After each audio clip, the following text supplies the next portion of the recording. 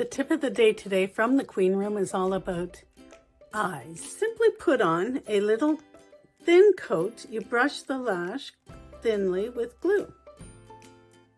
You let that dry 20 seconds or so, and then you apply. You put the lash, as you can see, onto the tweezers. These are from Sephora. They are the only tweezers I like to use for lashes.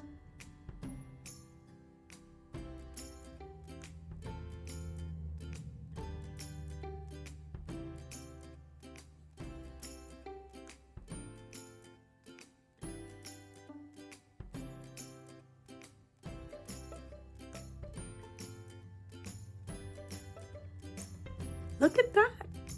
Isn't that beautiful? Let me help you be your own kind of beautiful.